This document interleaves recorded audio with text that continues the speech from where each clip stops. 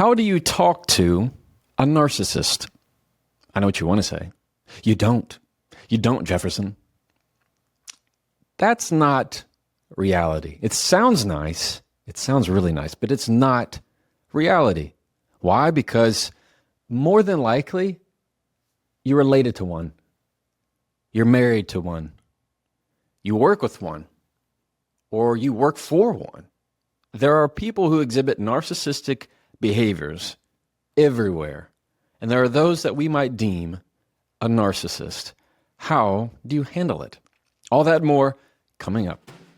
Welcome to the Jefferson Fisher Podcast, where I'm on a mission to make your next conversation the one that changes everything. If you're listening to this right now, and if you're interested in improving your conversations, I'm going to ask you to please click subscribe or follow or like or leave a comment. Why? Because it tells whatever you're listening to, whatever platform, that this is good stuff. And if you like learning good stuff, if you are interested in being a better communicator, listening to this podcast, I promise you will make you a better communicator. And that's my promise to you. Thank you very much. This episode is brought to you by Cozy Earth. Cozy Earth has these bamboo sheets. And let me tell you, they are on my bed at this moment. And they're incredible. It is so hot and humid here in Southeast Texas, but these bamboo sheets always keep me cool. And if you have bamboo sheets on your bed, you know what I'm talking about. You can't go back. And what's even cooler is that Cozy Earth has a 100-night trial where you can try them for 100 nights. If you don't like them, send them back. You're not going to want to, because I did not. And on top of that, they have a 10-year warranty for all bedding products, which is just incredible. You can go to cozyearth.com/Jefferson. Use the code Jefferson for 40% off. cozyearth.com/Jefferson. Use the code Jefferson for 40% off. Doesn't matter how hot it is outside. These are going to keep you cool and keep you cozy. Now, I'm not a therapist. I'm not a psychologist. You know this. I'm a trial attorney. And that means I talk to a lot of people, usually in some of the most intense situations you can think of.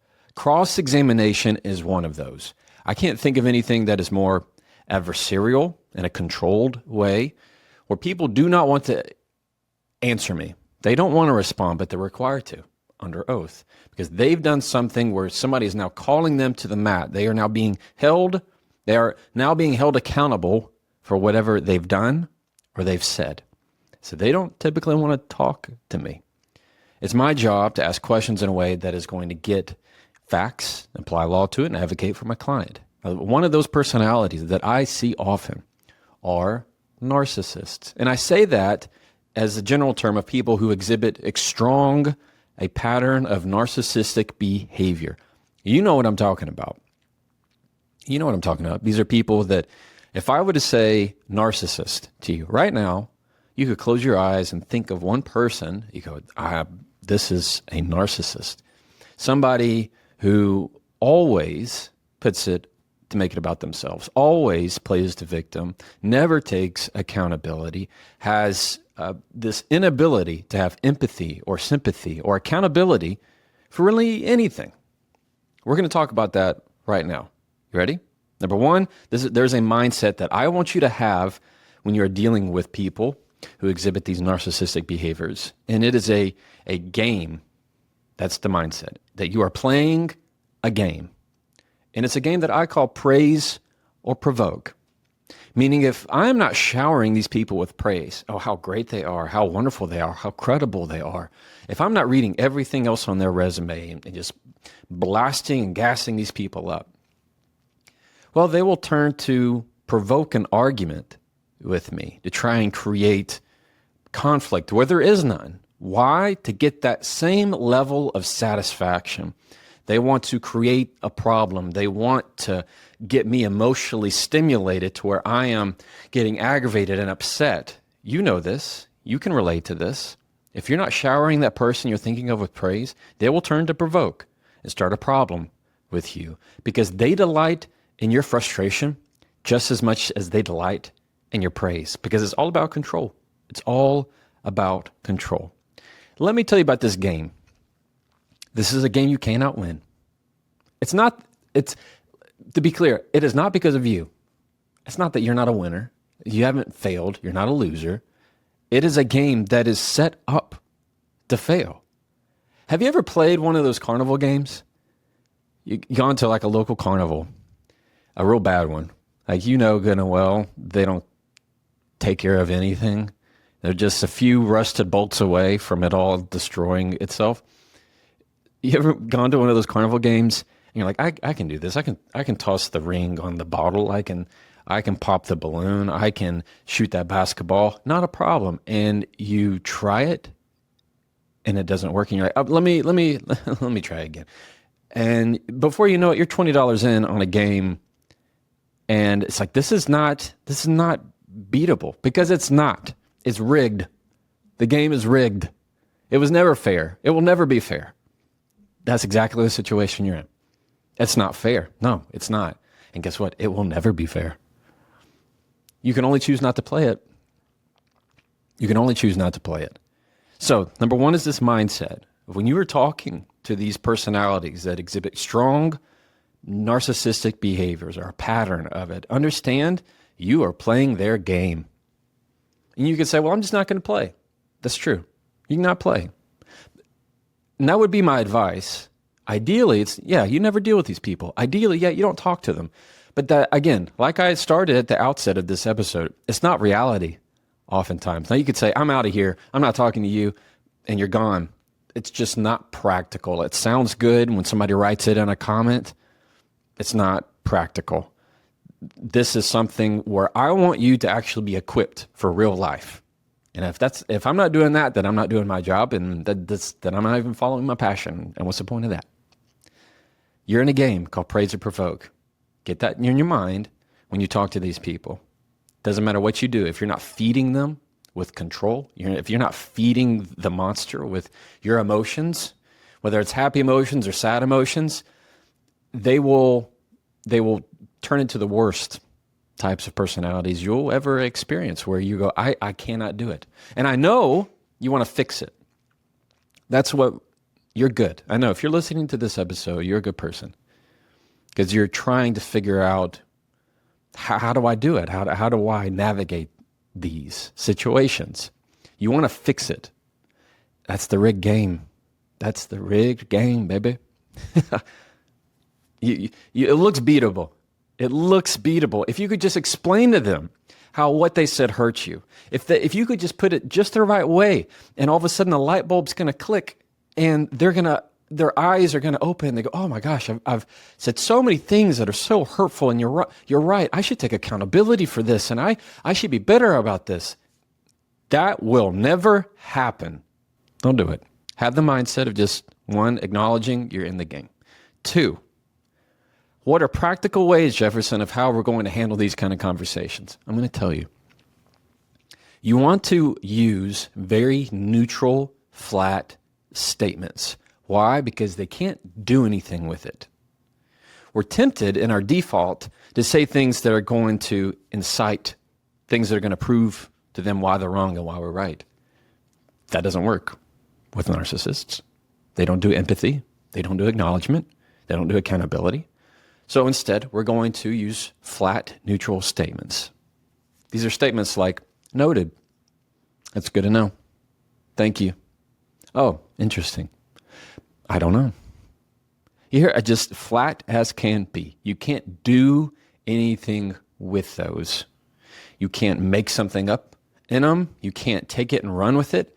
You can't twist them. Flat, neutral statements. I love noted. It's one of my favorites. When I'm talking to when I'm talking to somebody who's an adverse witness, and they make some kind of snide comment, and I know we're going to talk about the type of personalities I cross-examine that I consider to be typically very narcissistic in their behavior. If I just say, noted, can't do anything with it. Can't do anything with it. When you have flat, neutral statements, you keep them very short. You hear how they're very short. They're not long. If you can't keep it to one word, find one word that you like, that you can go to over and over and over and over. Even if it's, okay. You hear how I said that? Okay. It's not like, okay, okay, where it's rude or try to have some kind of tone into it. Okay. Flat as can be. So find a word, very short, very flat, that you can't do anything with. Number 3, I want you to have this mindset of limited time, limited interaction. This is not the time when you're talking with these kind of people to sit down with your hot tea and say, let's talk it out. I need to express to you all the things that have been boiling up inside me, and I need to empty out my bag with you and help talk about this kind of stuff. Nope, they're not going to do it. They can't. Understand, they cannot. So, when you get in those situations, keep it very limited. Even if it's a time frame, keep the conversations as short as can be. When they start to lash out in different ways, go to your neutral statements, remember the game, and keep it very short. When you try to have a very quick clapback or a comeback, it's not going to work. It's never going to have the effect that you want it to have. They don't do that kind of stuff. I'm going to tell you right now a tip that I have used a lot with these type of behaviors in cross-examination. Again, you take it however you want to take it. I can promise you it works. See, people who exhibit narcissistic behaviors don't care about you. They care about everybody else. Everybody else who they believe is watching them. They don't care about you. They care about the audience, the crowd. This is their stage, after all. Didn't you know? This is their platform. Everybody loves them. Everybody watches them. Their audience, my people. That's what they see in their world. That's why they can't admit when they're wrong.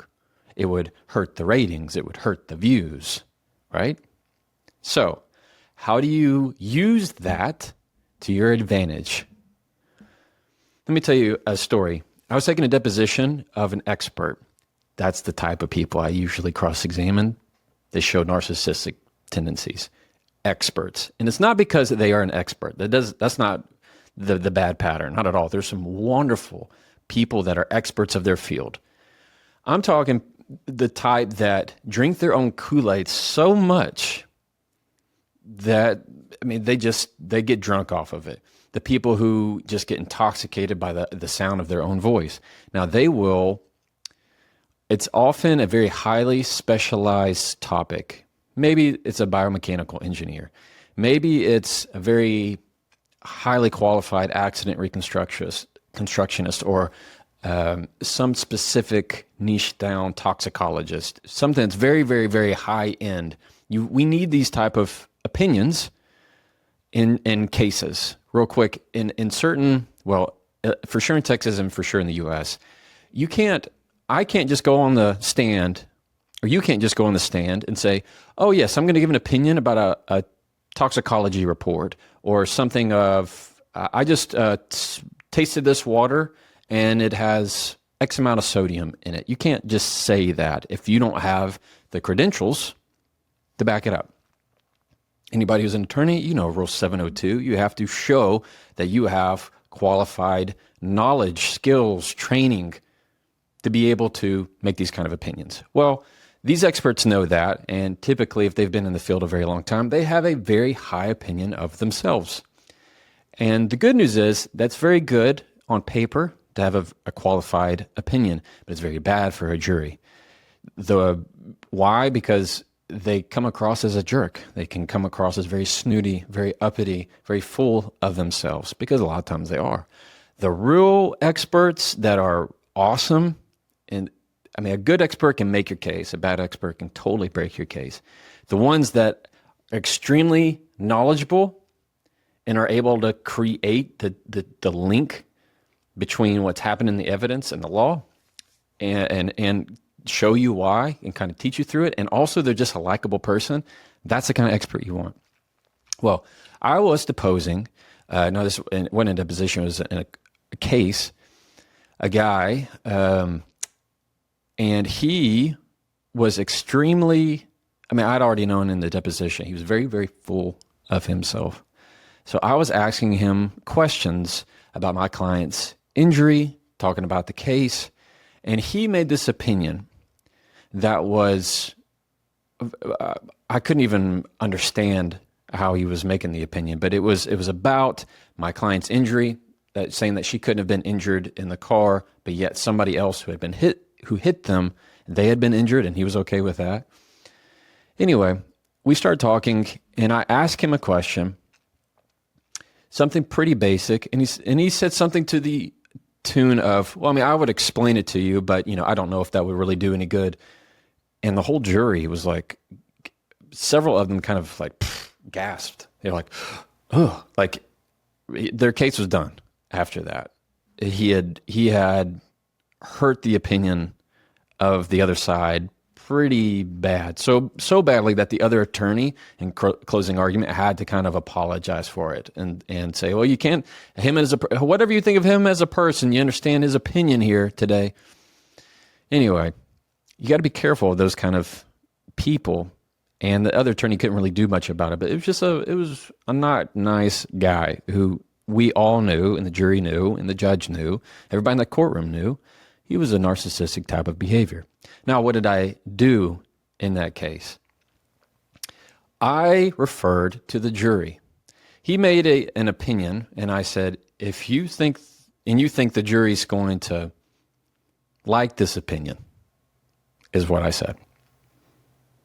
I said, you think the jury's going to like this opinion? And he almost instantly, you could see he kind of just did the calculation in his head, and all of a sudden pivoted to say, well, I mean, it's not so much about like, what I try to do in my experience in my field. And he went on to just talk about himself. Now, see, what I did was I talked about the jury. How do you apply this to your own life? They don't care about you. They care about the audience. When you can say something to the tune of others and people. Now, I've used this tactic many times. This is how you do it. So let's break it down. Somebody says something that's narcissistic, or a narcissist is talking to you and they say something, you respond like this. If you think that's a good look, or if you think others are going to like that, or I wonder what other people would think about this. I wonder what your friend would think about this. You name that friend. Now, I'm not sure if others would agree. Anytime that you talk about others or people, I have seen many, many times they will change their behavior almost instantly because it reminds them they're not talking to you, they're talking to the crowd, their people. And they will adjust their opinion, adjust their tone to fit the audience, even if it's invisible. In fact, especially when it's invisible, because you just think all eyes are on them. Anytime you can use the phrase, well, if you think others are going to agree with you, see, it's very simple to say. Hey, look, if you think others are going to agree with you, or if you, I wonder what other people would think about this. I wonder what other people would think about the way you just said that. They will turn. They will turn it. They will make it better. They will make it sound better. They will make it sound more empathetic, make it sound more sensitive or sympathetic without actually exhibiting any of the real character traits. So when you talk about others, the takeaway here is when you talk about others, they will pay more attention to what they are saying and give a more productive output than when they think they're just talking to you. That's the takeaway. Narcissistic behaviors are not fun to deal with, but they're everywhere. And sometimes, you know what, every single one of us can exhibit a behavior that some might call narcissistic. We can make things about us. We can say things we don't mean. The difference is the empathy. If I can take accountability for what I said, if I can apologize, genuinely mean it, change my character, if I can empathize with what I said and I understand, if I can just say, you know what, I can see how that affected you. I can see. Use the phrase, I can see. I can see how that would upset you. And really mean it. Narcissistic people can do that. All right? So if you're wondering, I'm saying that to tell you, if you're sitting there thinking, am I the narcissist? If you are asking yourself that question, you are not. If you're asking yourself that question, you are not. All right, the takeaway here. Number one, understand when you're talking to a narcissist, you're playing a game. It's praise or provoke. Understand that you're in that game and it's rigged. You cannot beat it. Two, when it comes to responding rather than engaging and inciting more of a conflict, which again feeds into the game, you're going to use short, controlled, flat statements. And 3, if you need to, use phrases that are going to give attention or recall to the crowd. Talk about others, talk about people, and they will adjust it rather than thinking they're just talking to you. So use what you know about narcissists and use that to your advantage in a way that is safe. All right? Cool. If you enjoy podcasts and episodes like this to improve your communication, again, I'm going to ask you to please follow this podcast. My book, The Next Conversation, is out. You can find the links down in the show notes. And if you are wanting to continue to improve your communication further and practice it, the School of Communication is live. Again, the link is in the show notes. All right. As always, you can try that and follow me